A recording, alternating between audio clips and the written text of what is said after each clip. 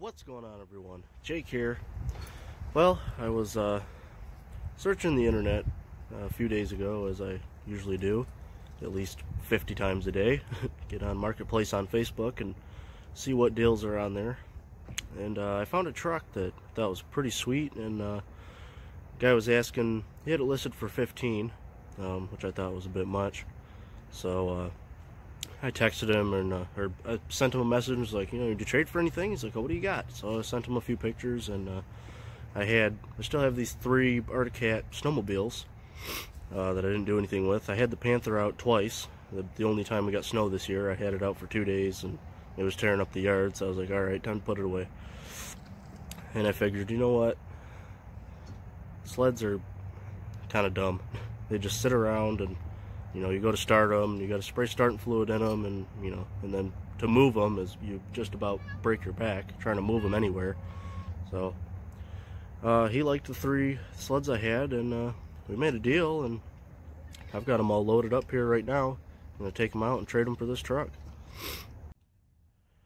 So these are the last of my sleds. I had, I think, like 6 of them, and one of them I pulled the motor and scrapped. The other 2 I sold, and so I had these 3 left. And this was the nicest one I had out of all of them, the Panther.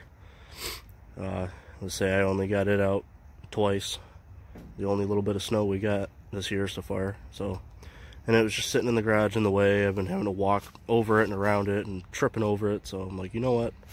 Just get these things out of here. Trade them for something way better and cooler.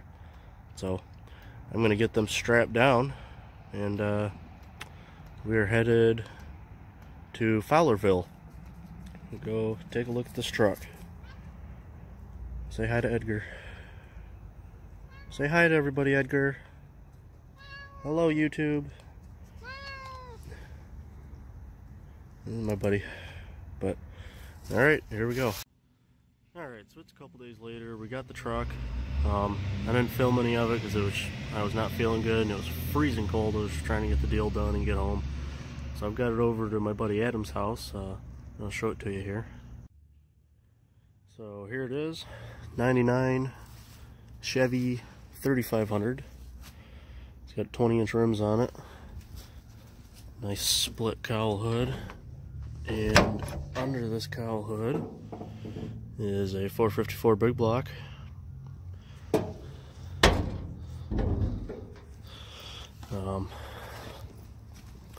So do a quick look around here. It does need rockers pretty bad, and cab mount over here. But overall, not a horrible truck. It's got a body lift on it, which I don't like. I think body lifts are dumb. He gave me a nice set of 37s. Sitting on 35s right now. They're about done. Not much tread left. It's got a Flowmaster exhaust. So yeah, that's the truck. That's what I traded the sleds for, and a little bit of cash, not too much cash, but so the kid said he's had it not too long, maybe a few months, a couple months, and said it just wasn't running right, and he just couldn't get it to run very good anymore. So I had Adam plug the scanner into it, and he said he got a code for the crank position sensor. So I just went to the parts store and got one of those. It's like 75 bucks for this stupid little thing. But we're gonna change it out, and hopefully it'll run a little better. I'll fire it up for you. It runs right now, just it should run a lot better than it does.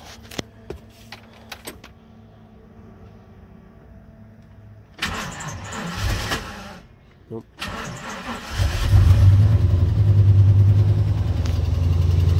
And it starts a little hard there too, as you could probably hear.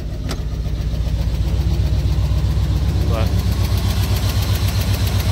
I don't know if you can see it on camera very well, but it's pretty shaky. It shouldn't be that shaky. but sounds pretty good.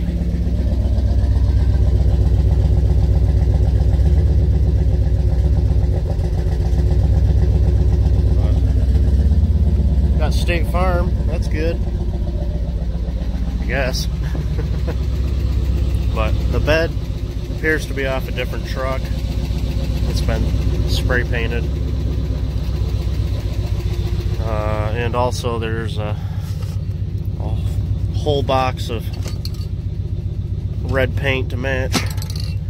The kid said it had brand new spark plugs and wires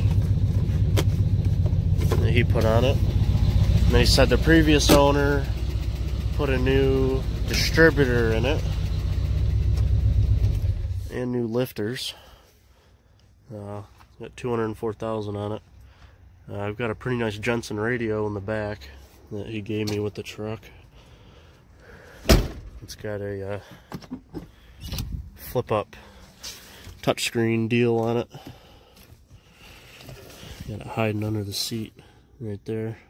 It's an older one, but it don't matter as long as it works. It does what it's supposed to. But so yeah, right now we're gonna get this crank sensor put in. If you don't know where they're located, they're underneath, right there, right in the bottom of the engine. You can see it there. But all it is a little sensor with a plug on it, and it just sticks up in there. It's just got one bolt holding it. Pull it out of here. That's all it is there. So we're going to go ahead and switch it out, and hopefully this thing will run mint. Alright, so the way you get these out, let's see here, right there. Oh, that's not a very good picture. Right there. Now you just got this plug, and it's got a little tab on the back of it. And you can usually, I was able to just pop it off with my finger, and then you've got one 10mm little bolt holding it in, and then it should come out of there. I have to wiggle it around, pry on it a little bit. Sometimes it gets stuck in here. Oops. Yeah, I'm gonna have to work on this a minute. Alright, so I had to resort to using channel locks and just grabbed a hold of this plastic piece, wiggle it around until it came out. But as you can see, it's pretty nasty and tore up compared to, I mean, that's the new one. Just look at the difference. Pretty bad. So these come with two little spacer shims that go on there. And I watched another guy do this, and he put one on, so I'm just gonna put one on, and hopefully that'll be fine. So goes right up in there.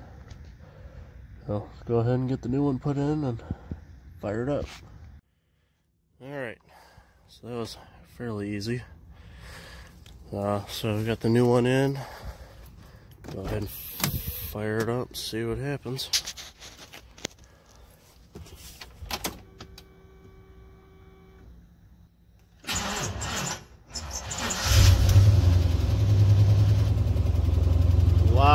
Lots better. That definitely fixed it.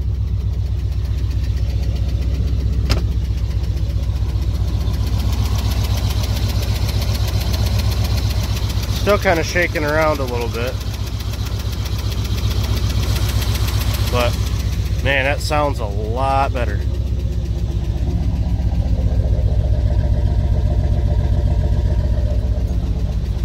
Let's see if we give it some throttle.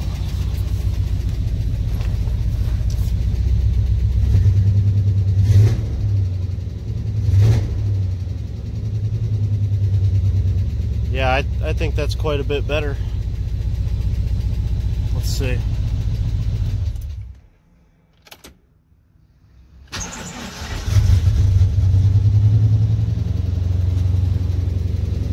Yeah, I'd say that fixed it pretty good. Oh, cool.